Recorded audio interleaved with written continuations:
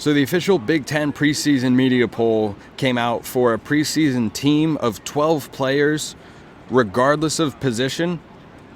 I don't know. This is a completely new concept. I'll be honest, I was a little puzzled. I still am at what exactly the list is. It's preseason honorees. Dillon Gabriel, I think I saw somewhere, was a preseason player of the year. He's the only quarterback on this preseason selection, but it's not a full 22-man preseason slate. They don't have a first team and a second team, but they don't even have a full first team. They have a quarterback, 2 running backs, 2 receivers, a tight end, 3 defensive linemen, 1 linebacker, and 3 defensive backs. I don't know. It's odd. It's definitely odd. But Dillon Gabriel and Tez Johnson are both on it. They are not brothers. They are not brothers. We if you know, you know. And I think most Oregon fans know. We won't have to be reminded of a brotherly connection from quarterback to Tez Johnson this year, as we were many a times a season ago. But I think these 2 guys are going to have a monster season. And I've gone back and forth in my head about whether Tez Johnson or Evan Stewart leads Oregon in receiving yards this year. I'm just going to operate under the assumption both guys stay healthy. Knock on wood. I think this table's made of wood. We'll call it good for now. And, if both guys stay healthy, either one of them can be a 1,000-yard receiver. Tez Johnson, we know that because he had over 1,100 yards last year, set the Oregon single-season receptions record. The yardage component is where Evan Stewart could lead the team. You saw Troy Franklin do that a season ago. I think Dillon Gabriel's favorite target is going to be Tez Johnson. And seeing these guys on the list, I think, is a testament to the careers that they have had. This is both of their final seasons of college football, and they're going to be a huge part of this Oregon offense. And, Tez Johnson had over 1,100 yards last year. Could I see him having more than that this season? Yeah, I could. I mean, he definitely came on strong, particularly the second half of the year when he started to get things going. I think he and Gabriel are going to have just a phenomenal level of connection from the jump. Oklahoma had a good receiving core last year. Nick Anderson was a good player. Drake Stoops was their leading wideout, and I think Tez Johnson is a better version of Drake Stoops, and I think that chemistry is going to be there. You also think about the RPO game that Will Stein brings to the offense, and Tez Johnson's involvement in that on screen passes and in the quick hitting game. That's going to be someone that Gabriel looks at a lot. And those are the routes that, Tez Johnson was running for a lot of last season, right? It wasn't the only thing that he did, but a lot of that stuff was, or a lot of his receptions were quick hitters, and he's a great yards after the catch guy. And I could see him leading Oregon in receiving yards this year. I don't think that's a crazy possibility.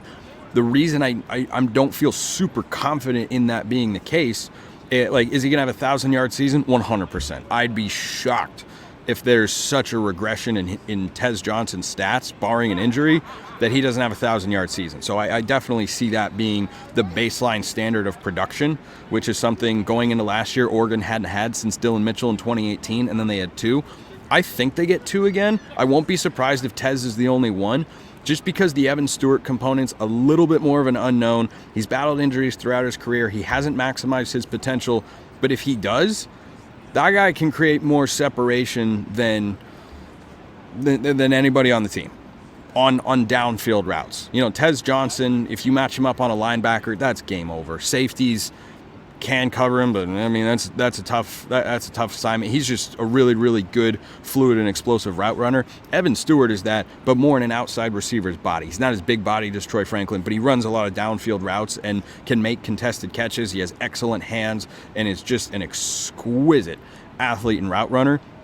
But I think whether or not they connect on a high number of deep shots is going to determine whether, he's Oregon's leading receiver or whether it's Tez Johnson this season, because I think it's a lock that Johnson's over 1,000 yards. I'd say with a 7.5 to 8 out of 10 confidence interval, Evan Stewart gets there as well. But it's such a talented and deep receiving core. That could be the other element that limits the stats for the receivers. But Gabriel has just got a huge assortment of weapons, and I'm glad that he was selected by the Big Ten media as the quarterback to put on this team, because I've said for the last several weeks and continue to believe more and more that that's the best quarterback in the conference He's not just the most experienced and, could break Bo Nix's record for career starts, but there's no other quarterback in the Big Ten I would rather have. And, Will Howard might be the closest, and he has, yet to eclipse 61% completion percentage in a season. Now, would that go up if he were at Oregon? Yeah, sure. Gabriel was close to 70% last year at Oklahoma. I expect him to be over that 70% clip. I don't think he'll get to, the 77 that Bo hit a year ago. That's just a ridiculously high standard.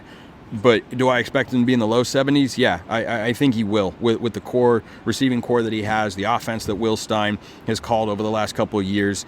I was sitting in front of Hudson Card, Purdue's quarterback, earlier today, and he's talking about how Will Stein was his offensive coordinator back in high school. So that game, which is a major trap game for Oregon because of its proximity to Ohio State and the fact that it is on a Friday night. It's the week after. Michigan State is the week before. Both Friday night games.